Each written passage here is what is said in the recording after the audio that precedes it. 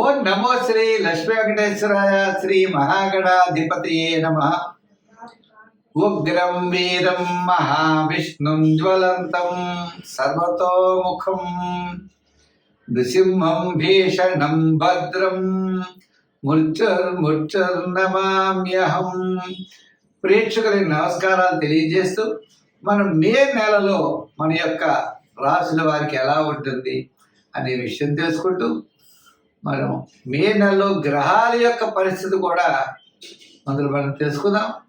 మే నెలలో వృషభ రాశిలో గురుడు యొక్క సంచారం, కర్కాటక రాశిలో కుజుడి యొక్క సంచారం, కన్యా రాశిలో కేతువు, మీన రాశిలో రాహు, శుక్రుడు, బుధుడు, మేషరాశిలో రవి. ఆయన 15వ తారీఖు తర్వాత మరి వృషభ రాశిలో రవి యొక్క సంచారం. గురుడు వృషభ రాశి నుండి మిథున రాశిలోకి మే 15 నుండి ఆయన సంచారం. ఈ విధమైనటువంటి మార్పుల్లో మే నెలలో మన రాశి వారికి ఎలా ఉన్నది అనే విషయాన్ని మనం తెలుసుకుందాం.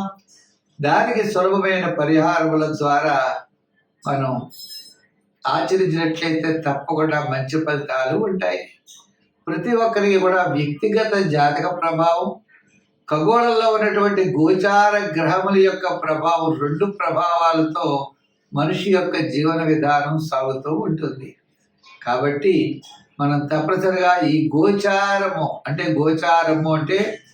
గ్రహముల యొక్క చారము. గ్రహాలంటే ఆకాశంలో వర్తమానంలో మే నెలలో సంచరించే గ్రహాలు ఎటువంటి ఫలితాలను ఇస్తాయి, మనం ఏ విధంగా చూసుకోవాలి అని భయపడవలసిన అవసరం లేదు. దానికి సులభమైన పరిహారాలు మనం ఆచరించి తద్వారా పాజిటివ్ వైబ్రేషన్స్ డెవలప్ చేసుకుంటూ మనం అనుకూలమైన ఫలితాలు పొందొచ్చు. ఇప్పుడు కూడా జ్యోతిషము అంటే బ్యాటరీ లైట్ల కాంతిని చూపిస్తుంది. కాబట్టి మనకి గ్రహానుకూలత ఉంటే సంతోషం, గ్రహాల యొక్క వ్యతిరేకత ఉన్నట్లయితే సత్ఫలితాలు పొందడం కోసం మనం సులభమైన పరిహారములు మనంతటా మనం ఆచరించడం ద్వారా ఎక్కువ ఫలితం ఉంటుందని తెలియజేస్తూ మనం ముందుగా రాశుల గురించి ప్రారంభిద్దాం. మిథున రాశి. ఈ మిథున రాశి వారికి ఆర్థిక పరమైన డెవలప్మెంట్స్ ఉంటాయి. ఈ రాశి వారికి రవి సూర్య భగవానుడు ఏకాదశి నుండి వీస్తార సంచారం 15వ తారీఖు తర్వాత. దశమంలోనే శుక్రుడు, రాహు, శని కూడా దశమ స్థాన సంచారం. శని మాత్రం చాలా మంచి బలాన్ని ఇస్తాడు. ఈ రాశికి భాగ్యాధిపతి శని, అష్టమ భాగ్యాధిపతి మిథున రాశి వారికి. ఈ అష్టమ భాగ్యాధిపతి శని తప్పనిసరిగా శ్రమ ఉంటుంది, తత్ఫలితాలు కూడా మంచి ఆర్థిక పరమైనటువంటి ఫలితాలని ఇవ్వడానికి అవకాశాలు ఉన్నాయి. వృత్తుల్లో, ఉద్యోగాల్లో, వ్యాపారంలో డెవలప్మెంట్స్ ఖచ్చితంగా కనపడతాయి. అయితే గురుడి యొక్క బలం, ఆయన ప్రస్తుతం 1000 స్థాన సంచారం నుండి జన్మస్థాన సంచారంలో వస్తాడు. ఆయన మే 15 తర్వాత శుభరూపమైనటువంటి వ్యయం ఖర్చు, డబ్బంతా కూడా ఖర్చు అయిపోతుంది. ఇలా ఖర్చు అయిపోయింది అంటే పిల్లల ఫీజులు కట్టాం, లేకపోతే అది వెళ్ళాం, అక్కడికి వెళ్ళాం, ఇక్కడికి వెళ్ళాం, ఆ దేవాలయానికి వెళ్ళాం, ఈ దేవాలయానికి వెళ్ళాం అని కొంతమంది, లేదా పెళ్లి కాని వారికి పెళ్లిళ్ళు చేయడం, ఇలా ఇదే విధంగా శుభరూపమైనటువంటి వ్యయం ఎక్కువగా జరిగే అవకాశాలు ఉన్నాయి. భార్యాభర్తలకు కాస్త దూరంగా ఉండే అవకాశాలు ఉన్నాయి. చిన్న చిన్న పనుల్లో ఆటంకం ఉన్నప్పటికీ కూడా మీరు అనుకున్నటువంటి పనులని కూడా తప్పనిసరిగా విజయం సాధించగలుగుతారు. మొత్తం మీద మిథున రాశి వారికి మిశ్రమైనటువంటి ఫలితాలు కనపడుతున్నాయి. ఉద్యోగపరంగా అధికారుల యొక్క మెప్పు పొందుతారు. రాజకీయ పరంగా సామాన్యంగా ఉంటుంది. వృత్తుల పరంగా మనం చూసుకున్నట్లయితే న్యాయవాదులు, వైద్యులు, ఇలా ఎంత సంపాదించినా అంత డబ్బు ఖర్చు అయిపోతూ ఉంటుంది. డబ్బు అయితే కనపడదు. విద్యార్థులు దక్షిణామూర్తిని బాగా పూజించాలి. మహిళలు కూడా అన్నింటా శ్రద్ధ వహించాలి. వ్యాపారాత్మకంగా మిశ్రమైనటువంటి ఫలితాలు ఉన్నాయి. ఆదాయం వస్తుంది, వ్యయం అయిపోతూ ఉంటుంది. బ్యాంకు బ్యాలెన్స్ కానీ మనం దాయడం కానీ చాలా తక్కువగా ఉంటుంది. అంటే నూతనమైన వ్యాపారాలు పెట్టేటప్పుడు కొంత శ్రద్ధ వహించవలసినటువంటి అవసరం అయితే ఉన్నది.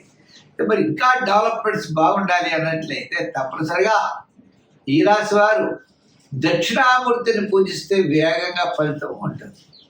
శివారాధన చేయండి, గురువార నియమం పెట్టుకోండి, గురువారం నాడు శనగల్ని పంచిపెట్టండి, లేదా స్వీట్స్ లాంటి పదార్థాలని మీరు గురువారం పంచిపెట్టండి. మనం వివాహాది ప్రయత్నాలు చేద్దాం అనుకుంటాం, కొద్ది ఆలస్యం అవుతాయి. అంతేకాదండి, ప్రతిరోజు కూడా శివాలయానికి వెళ్ళండి, దగ్గర ఉన్న శివాలయానికి వెళ్ళండి. శివాలయానికి వెళ్ళలేము అన్ని వాళ్ళు 10 మంది ఉంటారు, మరి కుదరదు కదండి. అటువంటి వాళ్ళు శివ కుటుంబం ఫోటో తీసుకుని తులసి కోటలో పెట్టుకుని ఆ తులసి కోట చుట్టూ కూడా మనం ప్రదర్శనాలు ఓం నమః శివాయ అంటూ తప్పనిసరిగా చేసిన తత్ఫలితాన్ని మనం పొందగలం. ఒక 5-6 కిలోమీటర్ల దూరం వెళ్ళాలి, రోజు సమయం ఎక్కువ పడుతుందనే వారు మన గృహంలో శివ కుటుంబం ఫోటో తీసుకోవాలి. శివుడు, పార్వతి, కుమారస్వామి, వినాయకుడు ఉన్నటువంటి శివ కుటుంబం ఫోటో తీసుకుని ఆ తులసి కోటలో పెట్టి ప్రదర్శనలు చేసిన తత్ఫలితాలు మనం పొందగలుగుతాం. తద్వారా మనం అన్నింటి విజయాన్ని సాధించగలుగుతాం. స్వస్తి. కర్కాటక రాశి. ఈ కర్కాటక రాశి వారికి గ్రహాలు చూస్తే మరి భాగ్యస్థానంలో రవి 15 వరకు ఉన్న తదుపరి దశమ స్థానంలో వృషభ రాశిలో ప్రవేశం. అంటే ఈ రాశి వారికి, ఈ యొక్క కర్కాటక రాశి వారికి రవి యొక్క బలం 15 తర్వాత ఉంటుంది. ఇప్పుడు వరకు మరి ఏకాదశ స్థానంలో ఉన్నాడు గురుడు, ఆయన 15 తర్వాత ఈ స్థాన సంచారం అయిపోయింది. ఈ విధంగా మిశ్రమైనటువంటి ఫలితాలు ఈ కర్కాటక రాశి వారికి స్పష్టంగా కనబడుతున్నాయి. గ్రహముల యొక్క బలములు మిశ్రమముగా ఉన్నాయి. రాశిలోనే కుజుడు నీచ స్థానంలో ఉన్నాడు. అందుచేత రాశిలో కుజుడు నీచ స్థానంలో ఉండడం వల్ల కర్కాటక రాశి వారికి చిన్న చిన్న పుళ్ళు లాంటివి రావడానికి అవకాశాలు ఉన్నాయి, చిన్న చిన్న దెబ్బలు తగలడానికి అవకాశాలు ఉన్నాయి. ఇంచేత రాశిలోనే కుజుడు మిగిలిన గ్రహాల యొక్క బలం సామాన్యంగా ఉండడం ద్వారా ఆరోగ్య సూత్రాల్ని తప్పనిసరిగా పాటించాలి. అయితే కోర్టు వ్యవహారాలు వాయిదా పడతాయి. ప్రభుత్వ పరమైన వ్యవహారాలు మీకు మే 15 నుంచి మే నెలాఖరు లోపల జరగడానికి అవకాశాలు ఉన్నాయి. పితృవర్గ సంబంధమైన వ్యవహారాలు కూడా తప్పనిసరిగా లాభిస్తాయి. అంటే క్రయ విక్రయాదులు మాత్రం వాయిదా పడతాయి.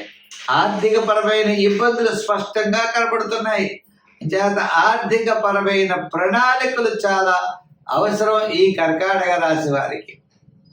అంతే కదండి, ప్రతి పని విషయం కూడా భవిష్యత్తులో బంధుమిత్రుల ద్వారా అవుతుందని అనుకుని భ్రాంతి పడతారేమో మీరు. బంధుమిత్రుల సహాయ సహకారాలు మీకు అందం. మీ కష్టపడాలి, మీ యొక్క ప్రయత్నంతో, మీ యొక్క ఆలోచనలతో ముందుకు పెడతారు. తద్వారా సమస్యని పరిష్కరించుకుంటారు. అంచేత ముందర సమస్య రాకుండా మనం చూడాలి, ఆ విధంగా ప్రయత్నం చేయాలి. రాజకీయ నాయకులకి మిశ్రమైనటువంటి ఫలితాలు కనబడుతున్నాయి మే నెలలో. వృత్తుల వారికి కాస్త డెవలప్మెంట్స్ పర్వాలేదు మే 15 తర్వాత.